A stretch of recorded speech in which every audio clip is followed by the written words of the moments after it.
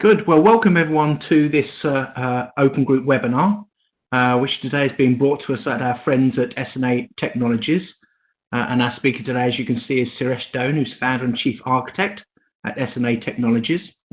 Before I hand over to Suresh today to start his presentation, I'd just like to go over a few simple housekeeping issues to keep today's event moving forward smoothly.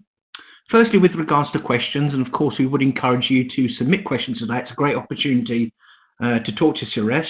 If you would like to submit a question, Suresh, the best way to do that is to write your question in the text QA facility. If you do write a question in there, can I ask you to address it to all participants? That way everyone gets to see all the questions that have been submitted. And our objective is to try and answer as many questions as we can at the end of today's presentation. Now, today's event is being fully recorded, so if you have to leave early or if you experience any local technical difficulties, and I know that sometimes audio can be a little problematical, then everyone who is registered to today's event will get an email with a link to where they can access that event recording. That will be available tomorrow. So Suresh, if you're ready to start, please can I ask you to kick off today's presentation? Thanks, Simon. Good morning, good afternoon, good evening, wherever you are. I'm Suresh Done, founder and chief architect of the S&A Technologies. Today, I'm going to talk about the transformations in the finance industry. More, I would be touching upon, because of the transformations that are happening in the finance industry, how do you address the risks about the innovations that are coming in the finance industry. So just to give a brief intro into the agenda. So we'll talk about the finance industry, how it is evolving, and so brief history about the finance industry, the fintech in particular. And then we will talk about the regulatory sandboxes which are established in most of the countries right now. And then we will talk about the technology innovations that are coming in the finance industry, and then the business model innovations that are coming in the finance industry. And I will walk you through some of the risk evaluation methods. And also we take up a case study, and I will walk you through on how to do the risk management for that case study. Okay, so that's the brief agenda. And about myself, as I said, I have about 30 years of experience in the IT and engineering, and I'm certified in most of the open group certifications, including TOGAF 9, Archimate, ID4IT, and OpenFair, and I'm also an accredited trainer for those certifications. And I provided enterprise architecture consulting services across the globe in various industries like finance, automotive, health, retail, and various industries. And then I provided IT strategy and planning.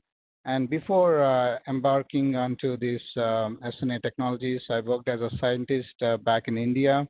And then after moving to US, I've been a consultant most of the time. And then I started this S&A Technologies in 2006. And I had developed a agile enterprise architecture methodology called Top Agile. So this methodology is about how to do enterprise architecture in an agile manner. I use the TOGAF framework, but I showed how TOGAF can be done in an agile manner in this methodology. So if you want to search on the YouTube on the Top Agile, you get my presentation. I encourage you to look into that presentation and send me the comments if you have it.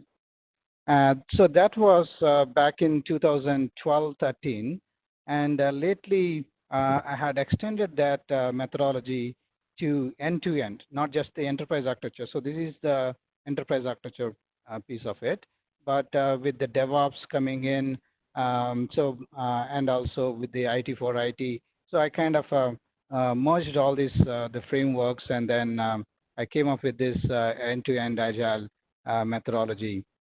So if you have any interest in knowing about this methodology, again, feel free to reach me. I'll give you my contact info at the end of the presentation. And some of the accolades that we got for the SNA Technologies is we've been chosen as a top 20 companies in the world by CIO Review, and I've been given the SNA Technologies have been given the Company of the Month in the July 2015 edition.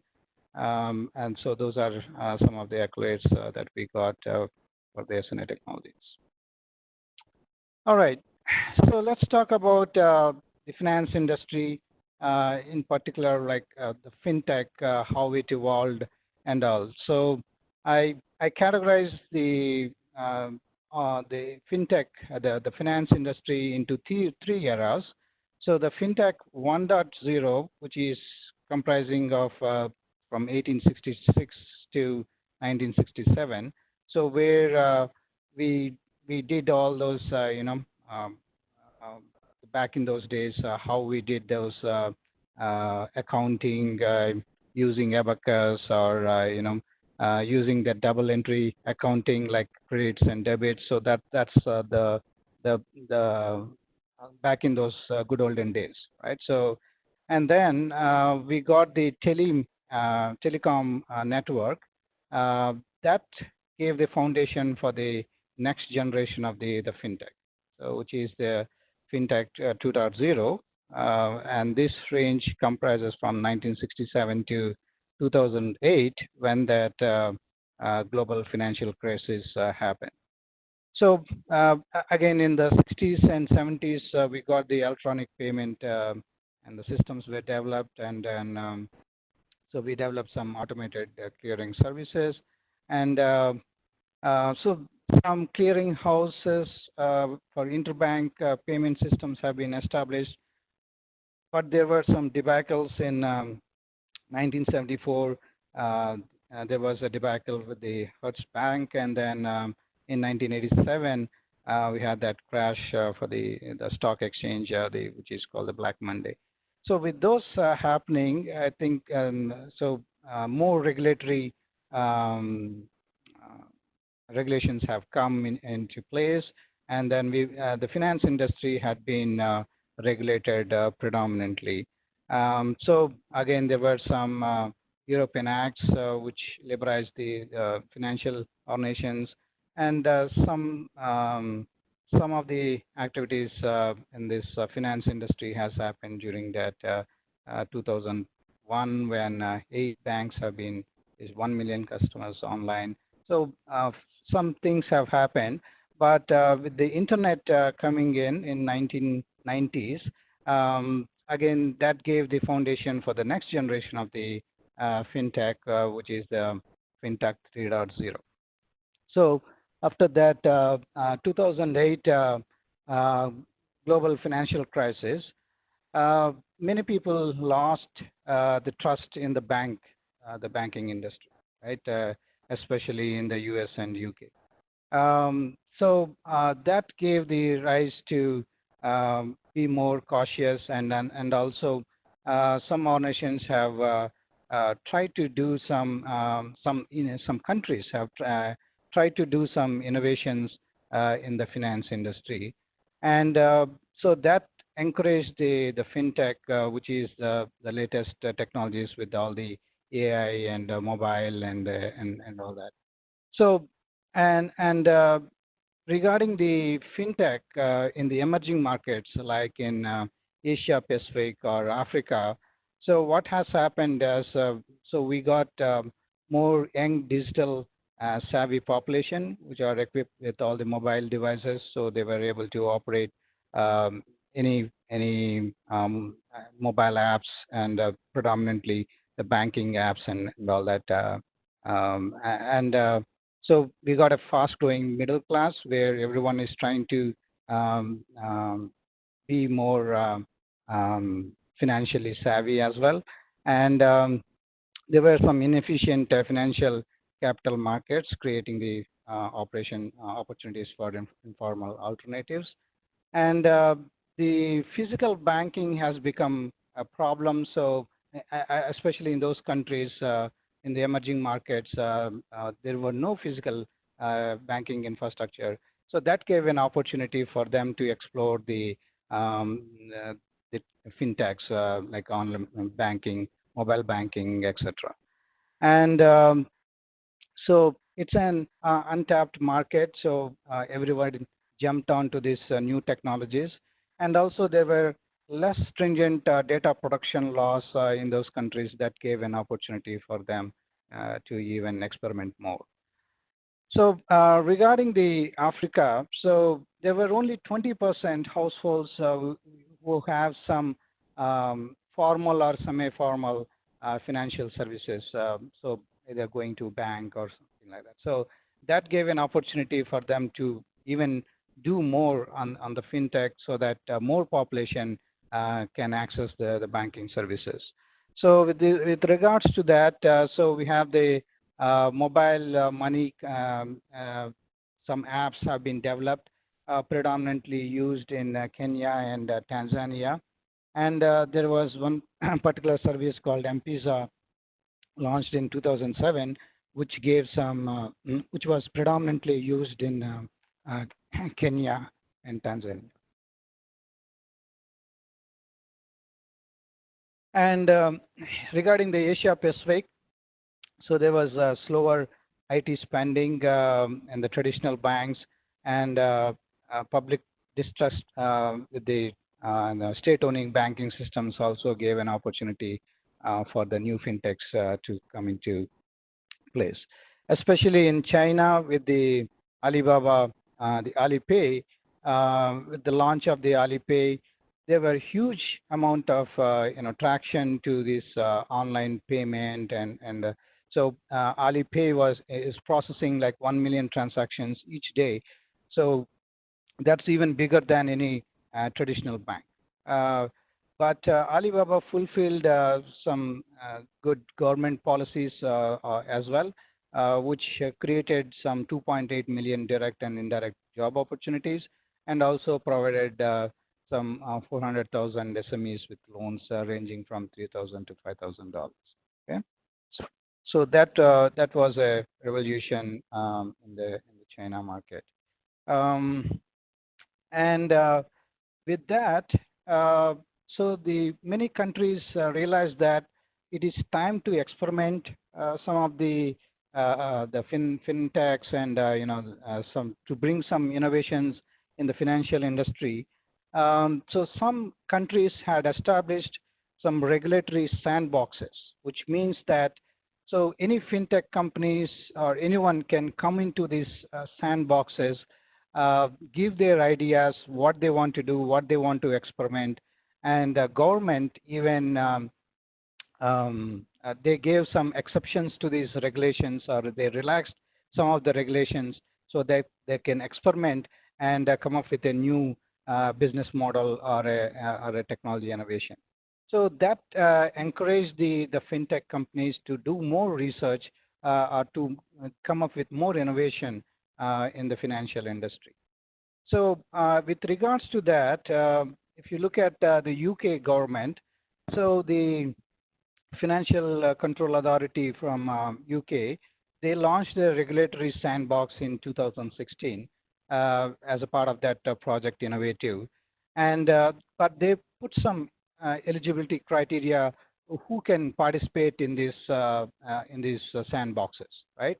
So they should have a product which is genuine innovation, and also they should offer good prospect of identifiable benefit to the customers. So they should show what is the value that the consumers are going to get out of it, and also they have invested appropriate resources in the background research to understand the regulations and all, and also the business should provide a genuine need for support through the innovation hub, right? So that's and also UK kind of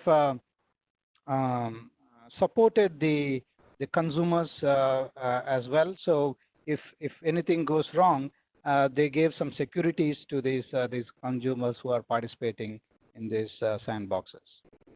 And regards to the Australia, so they also launched innovation sandbox, the regulatory sandbox, but their licensing exception was a little different than the UK. So they kind of restricted some of the large organizations, and also there was no protection given for the losses in these sandboxes. So if something goes wrong, you're on your own, right? So that kind of gave some objection from some companies. And regarding the Hong Kong, so they launched a regulatory sandbox in 2016, but they defined certain criteria who can participate and who cannot, and then risk management controls are in place, and also they supported anything that happened in those sandboxes. They gave some security to the consumers. Okay, and Singapore, they launched a innovation regulatory sandbox, which is called Looking Glass, and they also provided good facilities to these fintechs to do some innovations, right? And they supported and they provided some securities for the companies participating in these regulations. So overall, if you look at the country-wise, so Australia has a sandbox, but there's no protection for the consumers. Brunei also has a sandbox. China, this is a little old, but now they had launched recently a sandbox. Hong Kong, they have a sandbox. India, lately they released a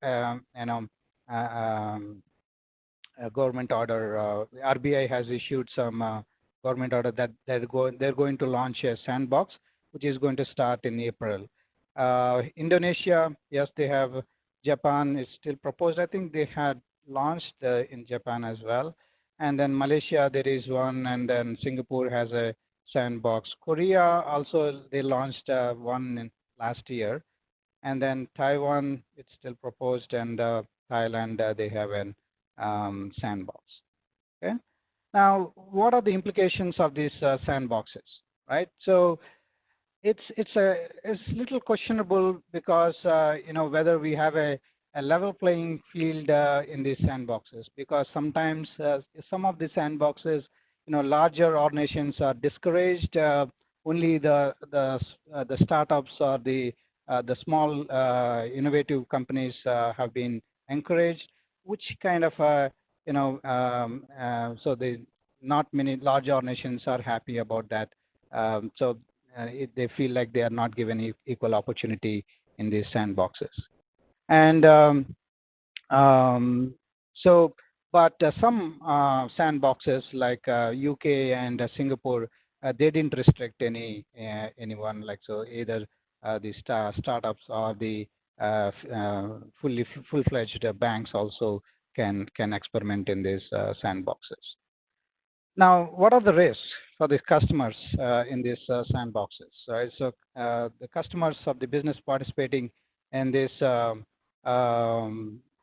will not be sufficiently protected during this test stage, and the condition for joining a sandbox that businesses undertake compensate.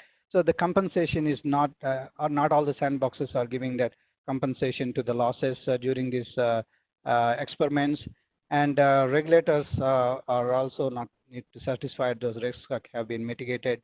So the regulators also have to look into, whether that innovation proposed by these startups or these companies participating in these sandboxes is a viable innovation or not. And the consumers should not bear the risk of these sandboxes testing. And so the limitation for the sandboxes for the regulators to determine whether a business concept is innovative or not is, I don't know if that regulators themselves have the skill set to determine whether it's a viable innovation or not. Okay. And but the benefits of these sandboxes are it allows the risks posed by these innovations to be tested and in a controlled environment, so whether it's a viable innovation before you open up that innovation to all the consumers, right? So that is one advantage. And the sandboxes and the innovation hubs reflect an effort to enhance the open communication between the regulators. So it's a good thing that the regulators are, relaxing the regulations to see how these, the financial models can operate and can be beneficial to the consumers. So that's one good thing, that communication channel has been opened up, and then the opportunity for the regulators to become more engaged in the oversight of this. So the financial technologies can be tested by these regulators before making them available to everyone. Okay. Now, so what are the innovations that are coming in the industry? So first of all, this is how I classify the innovations. So there could be business model innovations or technology innovations, right? And if both are near to existing, it's an incremental innovation. If both are new, that's a radical innovation. And there could be some disruptive business model innovation or disruptive technologies that are trying to do. But what we are seeing especially in the fintechs, is it's mostly the radical innovations that are happening, because even the government, even the regulatory bodies are relaxing the regulations, allowing the businesses to experiment and innovate. So we've been seeing mostly the radical innovations in the financial industry. Now let's look at some of the innovations that are coming in the technology. So probably you might be knowing how predominantly AI been used for the banking, right? For all the analytics and all, and then AI has been used to know the performance of the organization, create some insights, automate essentials organizational processes, right? And also AI has been used to do some predictions, some price forecasting. So this Alpaca forecast AI prediction matrix is one classical example, which was developed by Bloomberg. And machine learn has been predominantly used for the fraud production, because you can check the patterns, how these the threat agents are performing by looking at their actions. So by the machine learning, you can see whether if someone is doing the same thing, you can create a suspicion for those actions, and also for the risk management. So this machine learn has been used.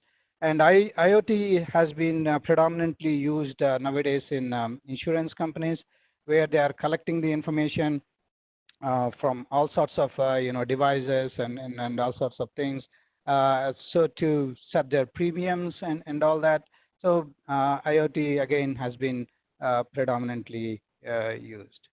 And these are some of the fintech companies that are in the industry. So you see some companies working on the credit scoring and direct lending. You see some companies who are developing some applications for the regulatory compliance and fraud detection. And you see some companies which are developing some predictive analysis and some personal finance, and the quantitative and asset management for insurance, and then market research and sentiment analysis and debt collection. So regarding the technology, right? So it's been predominant. So we are getting some we are there are a lot of technology innovation going on in the industry. So especially the way that the AI is going, right? So maybe in future you can just even think that I need money, right? So you don't even have to say to anyone that I need money. So you can even just think. So I recently saw one presentation saying that you can even upload memory and download memory. So if that is the case, right, in future probably there could be some apps even reading the mind. So I'm just exaggerating here, but so even if you just think that I need money, so you may have an app checking your accounts and putting money in your wallet or something like that. So many things can happen. So I think so that the technology is rampant, and the fintech is taking an advantage of these technologies. So even blockchain is predominantly used in the financial industry, wherein transactions are encrypted, right? So and then predominantly for the distributed ledger kind of thing, so you can get the approvals from all the parties before making any transaction. So there are many advantages. So still, I think the blockchain is not that mature, probably, but we might see a lot of applications coming on the blockchain in the near future. Now, how do you evaluate these technologies, right? The first thing, again, there could be many criteria. I'm just putting here the basic criteria that you have to look at is so first especially for the startups, right? First you need to look into whether it's aligning to the vision of the organization or not, right? So Steve Jobs said many times the biggest challenge for him is to say no, right? So you may have many opportunities, right? But whether it's aligned with your vision or not, that is the first thing I think any organization has to look into, right? So you have to see whether that particular technology or whether that particular application is aligned to your vision, to the organization's vision or not. If not, don't just embark on it. Okay, and you have to assess the business value. What is the business value that the customers are going to get, right? Without the business value, there is no point in doing anything, right? In developing any app or any system, right? And you need to establish your technology principles, and you need to make sure that those technology principles are being followed when you are innovating or when you are developing any systems or not. And standards, usually when you're innovating, standards take a backseat. But I would say I'm not saying standards within the organization, but whether you are in line with the standards in the industry or not, right? So if not, sooner or later there may be some regulatory so aspects coming into play. So you have to take care of that those standards as well. Okay. Now, so looking at the business models now, right? So the industry is evolving, right? So you see that the bank, so many companies, the industries are permeable now, right? So so you see that even the social network companies like uh, Facebook or whatever, they are coming into other areas. Google is coming into, Google, Amazon are embarking on the payments, and banks are becoming a marketplace. So with a bank, you can go and shop and purchase anything, right? So the business models are changing. So I think right. So earlier. Any architect or any technology person should be a domain expert in one area, but now I think you need to have expertise in multiple domains because the whole industry is changing, right? So now you're not operating in one business domain, so you're operating in multiple business domains. That's a significant change, right? And right now it's not even multi-channel; it's a omni-channel, right? So so you should know how you should operate in this omni-channel business model, right? So you should architect in such a way that the solutions are can be accessed in any domain in any space, right?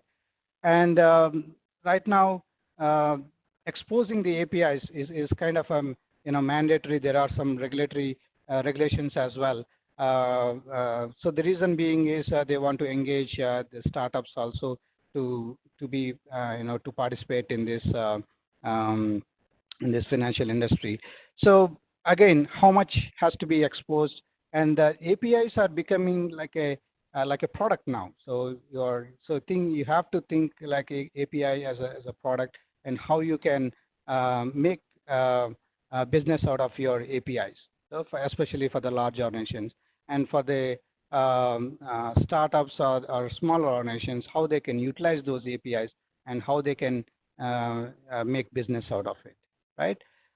So there's a big market for the aggregators, distributors, for taking the information from various the businesses, and where you can aggregate these services and provide value to the consumers, right? So there's a significant change in the landscape in the finance industry, in the banking industry. The architect should be aware of these changing business models and architect accordingly. Now, how do we evaluate these business models, or how do we come up with some business models, right? There are some frameworks, there are some ways of looking at the business model. This is the simplest framework for depicting the business models. This is called a four-box framework. So what is the customer value? So you have to think through it. And then what is the profit formula? How you are going to make profit? And what are the key processes and key resources needed for that? So this is a simple model where you can identify these four things, and then you can check whether your business model works or not, right? So this is the simplest one that I would say. And this is the business model cube, which has I think 9 elements, if I'm correct. 1, 2, 3, 4, 5, 6, 9. Okay. So anyway, so these are some of the things that you have to look into, right? First of all, what is the value formula, right? What is the value that the customer is going to get, and what are the value chains that we need for that business, right? And who are the users? So this cube has distinguished between users and customers. So users means who are just using your services but not paying for it, whereas a customer is an end user who is going to pay for it, right? And the network, the partners, the network partners, who is going to be your partners, and what are the value properties, and then what are the relationships that we can have with the customers, and then the competencies that we need to do the business. So if you can brainstorm how your business is going to operate by elaborating these boxes, then you can come up with a business model. And the third one is the business model canvas, right? So if you identify these things, like who are the key partners, and what are the key activities that we are going to do, what are the key resources that we need, and what is the value proposition, and then the customer relationships, and then the channels, and the customer segments, and what is the revenue stream, and then the cost structure, right? So I will, when I go to the case study, I will show you how you come up with these elements. How do you elaborate these elements? Okay. So these are some of the business models that we have. Now, how do we evaluate this? So when you come up with a business model, you need to know whether that's a viable business model or not, or are there any risks, right? So to evaluate that these business models, I'm kind of walking through. I want to walk you through a couple of methods here. One is the applied information economics developed by Michael Hubbard, right? So these are the four phases that he goes through.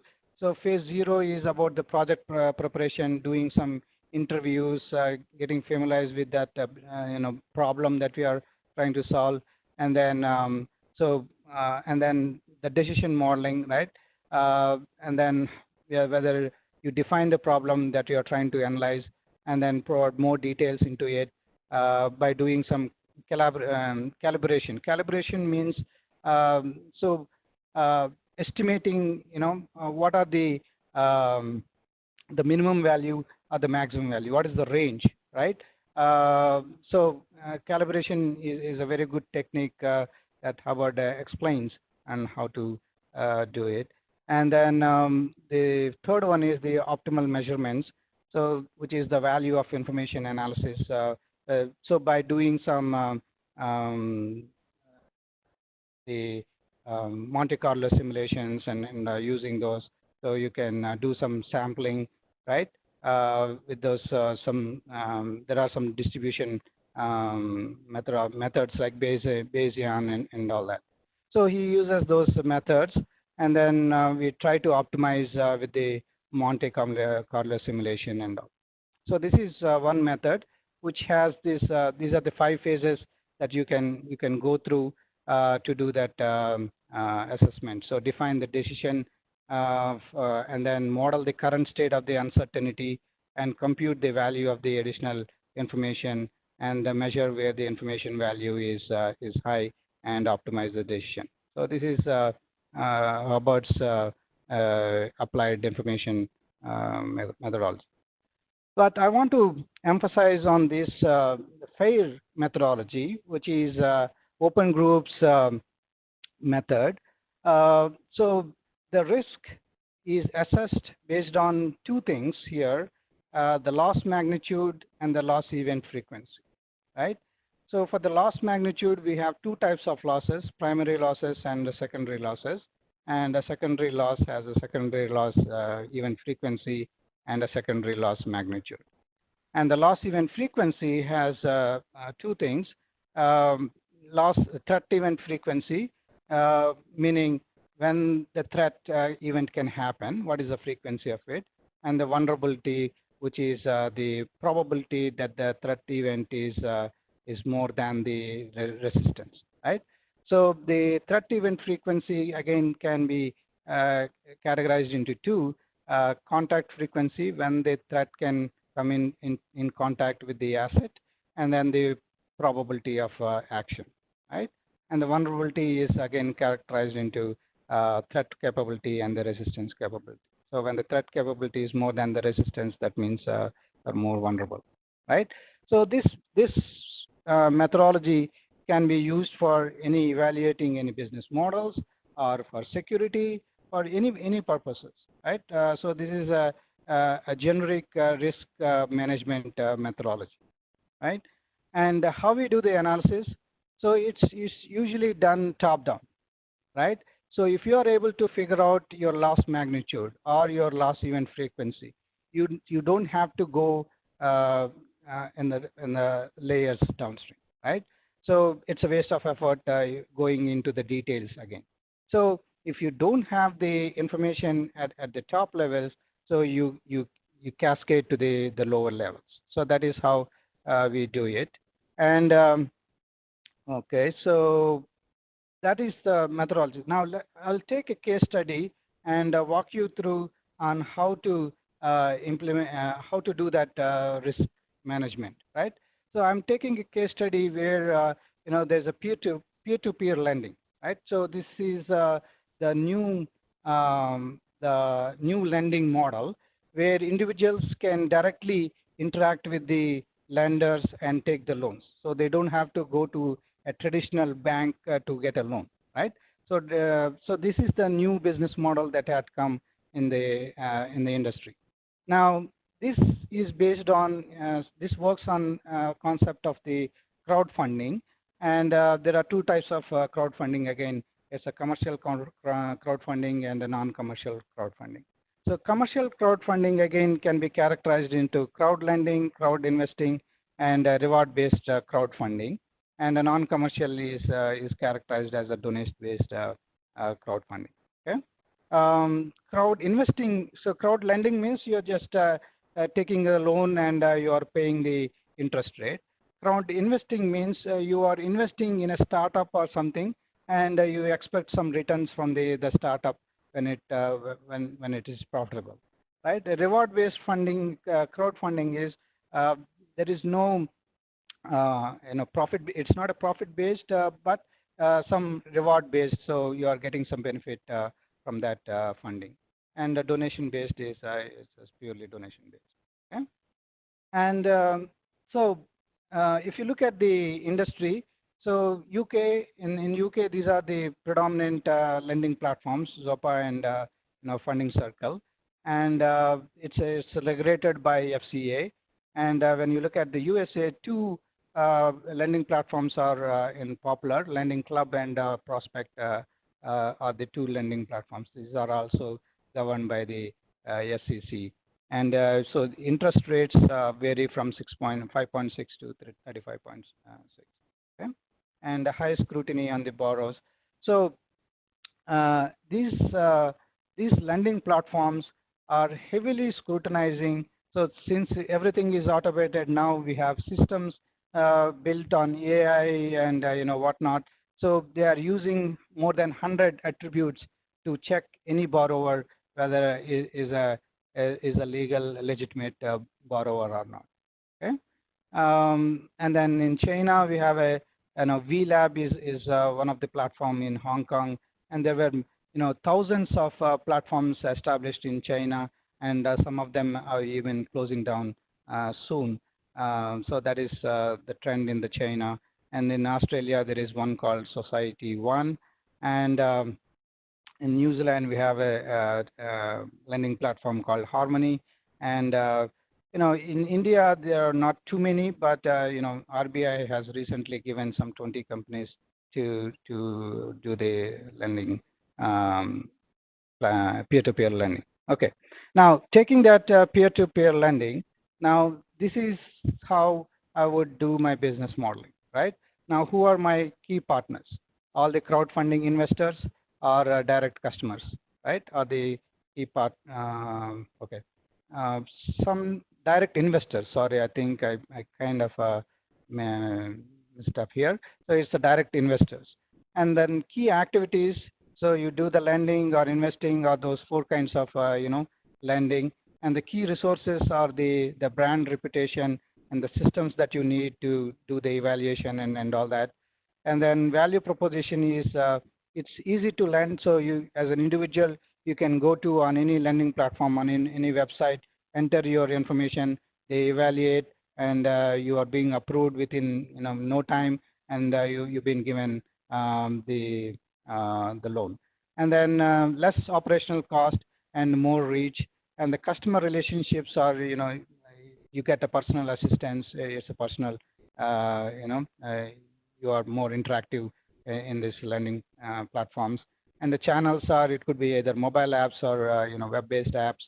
And the customer segments is mass market, and then consumer-specific specializations.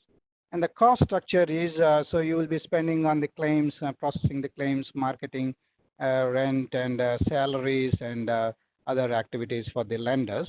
And then the revenue stream is the interest rates and the redemption payments when the payment is done, and the lender's fee, and there is a borrower's fee which happens during those transactions. So this is the business model for the peer-to-peer lending. And so how usually it happens? So the borrower contacts the lending platform, and they provide the information. The lending platform assesses this borrower, gives a rating, and then does the pricing for that lender. And then if the borrower accepts that, so that the lending platform publishes that that loan, and it goes to the crowdfunding. When 70% of the loan requested is accrued by these crowdfunders, then they commit to that funding, and then they give so the borrower gives a fee as well as the lender gives a fee, and then the lending platform gets gives the loan, and they collect the interest and the redemption payments. So that is how usually it happens. Now, taking the fair taxonomy now, let me show you how we can do the risk management. So this is a tool in the open group.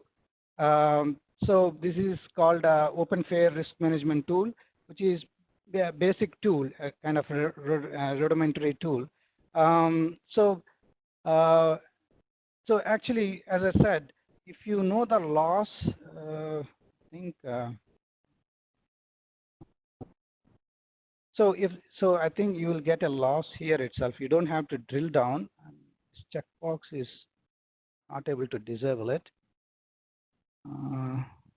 Okay, so let me go to another one. So like this.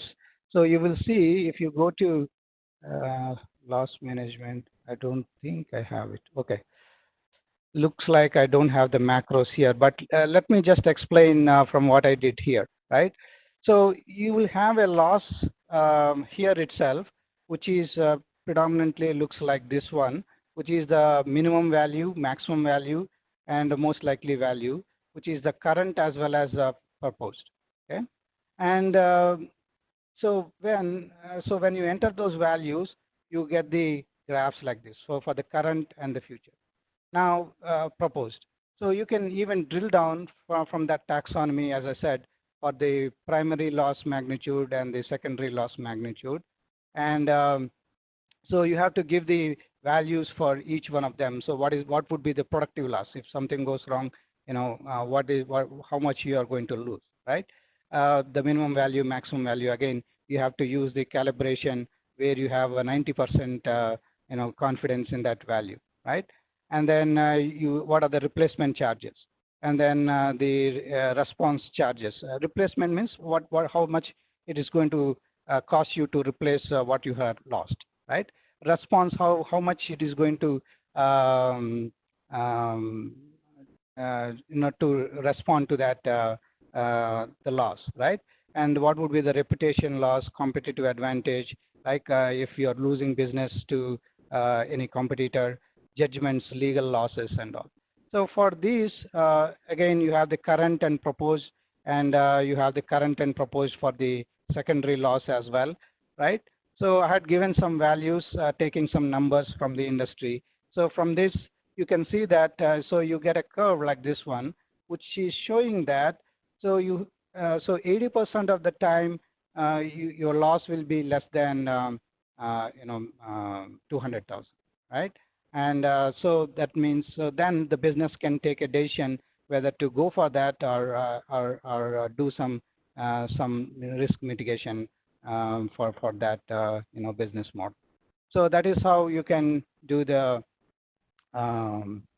risk modeling on this. So again, this is a basic tool which is available in the open group. So you can download it and you can use it. So from a loss event frequency again. So how much? What is the frequency, right? And then I don't think I'm able to do this. Okay, I think I'm able to have to enable the editing, I guess. Okay, so if we go to the next level, I think so then you have this threat event frequency and vulnerability. So then you have the, again, so you have to give the current values and the proposed values. So based on that, it will generate the graph. Okay, so based on this, the graphs are, so this is a Monte Carlo simulation. So taking these ranges, it will randomly create the values, and then it will assess, it will give you what would be the most likely, the distribution of that range. So that is how the Monte Carlo works. Okay. So I think I ran out of time. So if anyone is interested in knowing more about this tool or anything else, feel free to contact me. So this is my contact info. So if you would like to connect to on my LinkedIn also, I'll be more than happy to connect with you. Right. So Simon, so do we have any questions? Yes, so we do have a few, Suresh. Thank you very much for that presentation. We've got a couple of requests about getting copies of your slides. Have you thought about making copies of your slides available, Suresh? Yes, I will send it to you. Maybe you can upload. I don't know how the distribution happens, but I will send the slides to you. I'm more than happy to act as the go-between. So if anyone would like a copy of Suresh's slides, You'll have my email address as host of today's event, so please feel free to email me and I'll make sure that those who want a copy of the slides will get them. So we've got a couple of questions, Suresh, so I'll start first with a question from Devendra. He's asking, is four-box framework similar to Business Canvas? It's Business Canvas is a bit elaborate, as you had seen.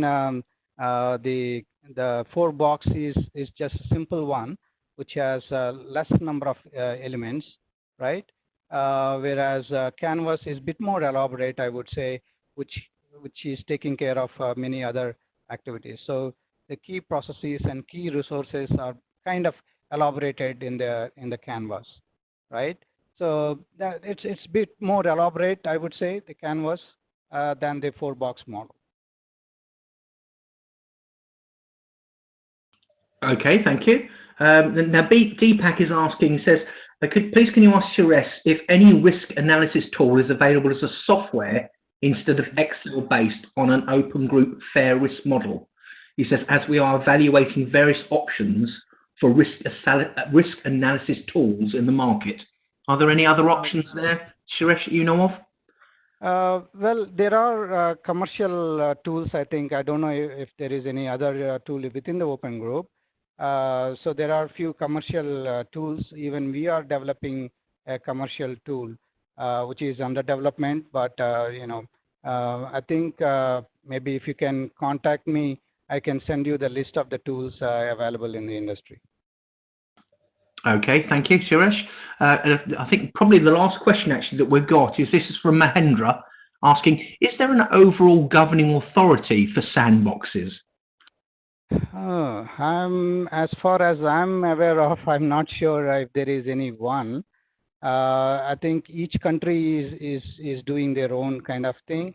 I don't know if there is any international authority, financial authority as such. As of to my knowledge, I'm not sure whether there is one.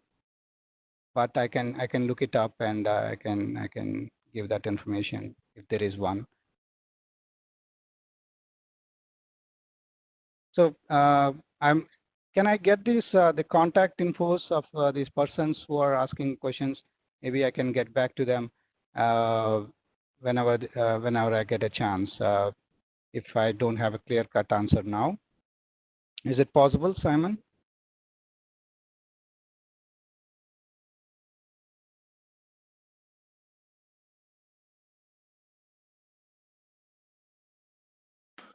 Yes, Suresh, you're asking about the list of questions. Yes, I can send you the list of questions that have come on the QA in the chat facility, no problem at all. Okay, sure, thanks. Okay, so that was the last question. So this is probably a good opportunity to end today's event. But before I do so, Suresh, are there any final comments you'd just like to make to today's attendees? I just want to hear, so what kind of any fintech companies, what kind of challenges they are facing, or how they are evaluating their innovations, and making sure that their innovations are foolproof, and before embarking on any investment. I would like to know more from the fintech companies, and I don't know how many of the attendees are from fintechs. I would like to know more about from them and give some advice if they need. Okay. Okay, thank you, Suresh. Well, thank you everyone for joining us today, and I hope you'll join us again in future Open Group webinars during the coming year. Suresh, I'd like to thank you very much for your time today, and thank you very much, and I'll end today's presentation. So goodbye and thank you. All right, thanks, Simon. Thanks everyone for attending. Bye.